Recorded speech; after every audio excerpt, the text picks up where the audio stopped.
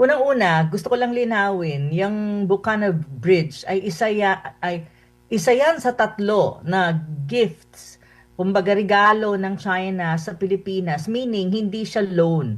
It is ano siya, grant. So ibig sabihin, pera ng China ang ginamit diyan. Tatlong tulay. Pero ito yung pinaka-controversial na Bukana Bridge sa Davao kasi ang nangyari dyan, parang sinasabi ni BBM na legacy niya or one of his legacy sa infrastructure, which is nagre-react syempre ang mga tao. Kasi alam naman natin na nung 2018 yan, at the same time 2020 nagkaroon, parang na-approve na yung funding dyan, at saka yung mga negotiation nangyari during the time of President Duterte, at saka during the time of the Vice President as Mayor of Davao City. So may mga ano dyan, may mga debate na hindi yan legacy per se ni President Marcos Jr., but it's more of a legacy, part ng legacy ng tinatawag mong Build, Build, Build program ng Duterte administration na yun ang tinatawag natin before, yun ang tinatawag talaga natin na golden age of infrastructure. Nagsulat ako niyan ng maraming article published in ASEAN Post. So hindi pwedeng i-claim ni BBM yan. Kung ako kay President Marcos Jr., I think he should have his own legacy. Siguro gumawa siya ng sarili niyang mga infrastructure project na matatawag niyang legacy. Hindi yung tipong parang ang nangyari kasi kay BBM, parang credit grabbing yan in many ways or in many respects. On the other hand, ang sinasabi nila parang ano daw in exchange for yung tinatawag nating dispute dyan sa South China Sea, that is not really true. Actually, ang China is a big investor and it's a big financer when you talk about infrastructure projects in different parts of the world, especially sa tinatawag mong Global South. Ito yung developing countries. Even across Southeast Asia, ang pinakamalaking pumupondo pagdating ng mga infrastructure project, both physical infrastructure and soft infrastructure. Soft infrastructure meaning yung digital infrastructure ay ang China. So actually, ang Pilipinas ang may pinakamababa at this time when you talk about financing ng China sa infrastructure project, especially under BBM administration. Kung titignan mo ang Africa, titignan mo ang Latin America, at titignan mo ang Asia, ang kabuuan ng Asia, ang pinakamalaki na funder when you talk about infrastructure projects, especially when you talk about railways, bridge, ports, and even like mga digital infrastructure, yung mga pang-satellite and all that, ay ang China.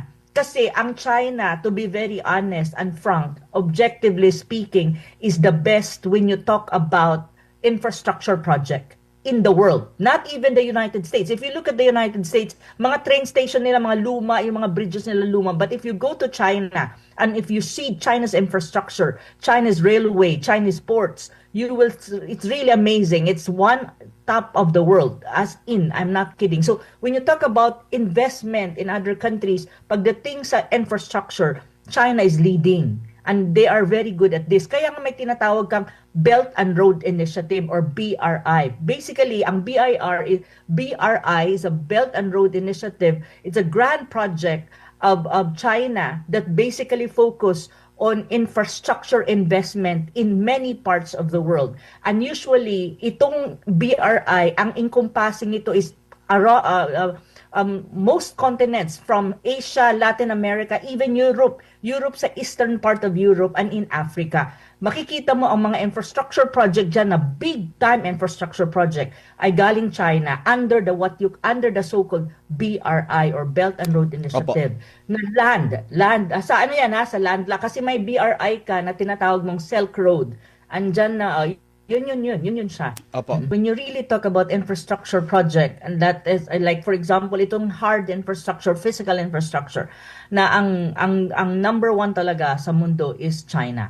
Other countries are not as at par, even Japan is not at par with China when you talk about these things kasi mas mahal ang kanilang construction. Though ang kanilang sinasabi na mas mura daw ang mag-loan sa Japan. Pero actually, if you really analyze things, pag dumating ka na sa construction, sa proseso ng construction, sa pagbili ng mga materials for the construction, I think it's still expensive even if from Japan investment. So, it's really China. And in terms of may pinakamalaking pondo, when you talk about these things, I think it's China, number one at the moment. So other countries, because look at the country right now. Like for example, look at the Philippines right now. Ano ba yung country na na talagang nagpupondo pagdating sa infrastructure programs or infrastructure projects sa Pilipinas? Since ang China nag-mellow down, ano ba ang under BBM, mayroon ba siya talagang big ticket infrastructure project na nasimulan, na negotiate under his administration na ngayon matatawag niyang legacy,